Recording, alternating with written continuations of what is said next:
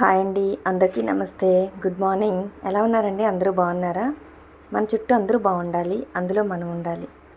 ఈరోజు చక్కగా పూజ చేసుకున్నానండి.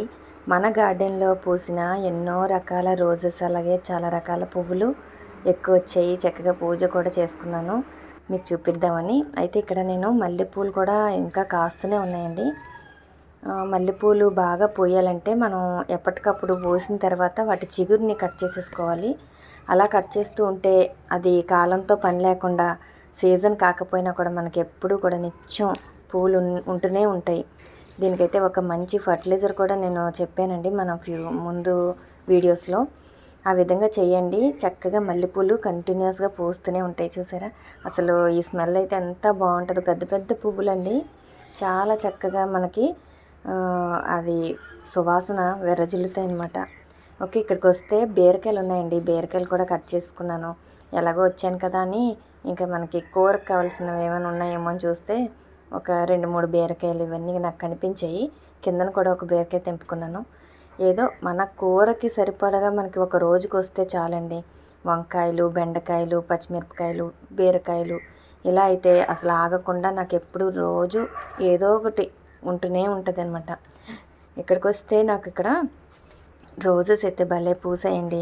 కానీ నేతి బీరకాయలు, గుత్తి బీరకాయలు కూడా ఉన్నాయి.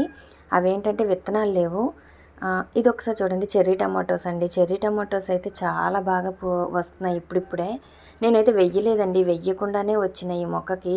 చెర్రీ టమాటోస్ ఎంత బాగున్నాయో కలర్ఫుల్గా. ఒక్కొక్కసారి వాటంతట అవే వస్తాయి, అదే బలంగా పోస్తాయి అన్నమాట చెర్రీ టమాటోస్.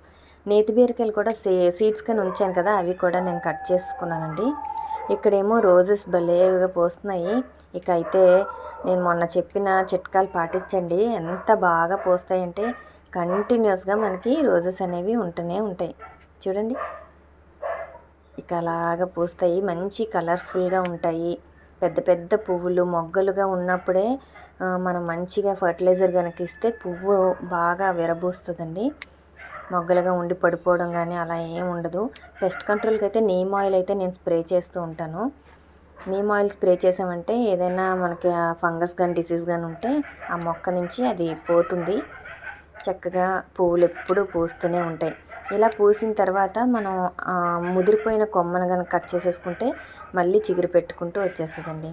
ఇక్కడైతే పసుపు గన్నేరు ఉంది. పసుపు గన్నేరుని నేను అదైతే అలా పూస్తూనే ఉంటాయండి, కంటిన్యూగా ఆ పువ్వులు వస్తూనే ఉంటాయి. ఇకైతే పసుపు గన్నేరు, తెల్ల గన్నేరు ఉంది మన దగ్గర.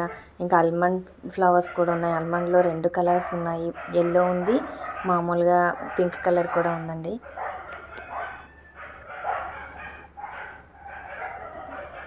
ఈ పువ్వులు మనకి ఎప్పుడు పూస్తూ ఉంటాయి కాబట్టి ఇక గార్డెన్లోని కలకల్లాడుతూ ఉంటుంది అన్నమాట పూలతో. మనం మేడ మీదకి వెళ్ళేసరికి చక్కగా టెర్రస్ పైన ఇలాంటి రంగురంగుల పూలను చూసి ఎవరైనా ఫ్రెండ్స్ కానీ ఎవరు వచ్చినా సరే, అబ్బా అంత అద్భుతంగా ఉంది మీ గార్డెన్ అంటూ ఉంటారు.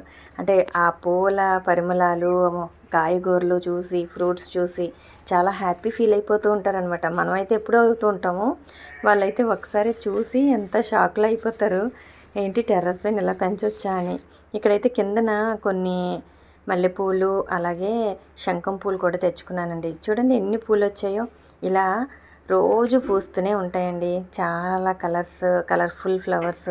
అన్ని దేవుళ్ళకి కూడా నేను ఇలా పూజ చేసుకునేటప్పుడు మాత్రం చక్కగా ఎక్కడికి వెళ్ళే పని లేకుండా మన గార్డెన్లోనే ఇన్ని రకాల పూలనైతే నేను తెంపుకుంటూ ఉంటాను. చూడండి ఎంత బాగున్నాయో, ఎన్ని రకాల పూలు. అలాగే వంకాయలు వచ్చాయి, బీరకాయలు కూడా భలే పెద్ద పెద్ద సైజులోవి ఇప్పుడిప్పుడే వస్తున్నాయండి. ఇకైతే కంటిన్యూ అవుతూనే ఉన్నాయన్నమాట. వంకాయలు కూడా బాగున్నాయి. ఇదండి మన ఈరోజు హార్వెస్ట్. అయితే ఏదో చిన్న హార్వెస్ట్ మేడమేకి వెళ్తే ఇలాగ కనిపించాయి. నేతిబీర సీడ్స్ కూడా తీస్తానండి, తీసినప్పుడు షార్ట్స్లో పెడతాను. ఓకే, వీడియో నచ్చితే లైక్ చేయండి, షేర్ చేయండి, సబ్స్క్రైబ్ చేసుకోవడం మర్చిపోకండి. మళ్ళీ మంచి వీడియోలో కలుద్దామండి. అప్పటి వరకు take care, stay safe, bye. Love nature, live nature.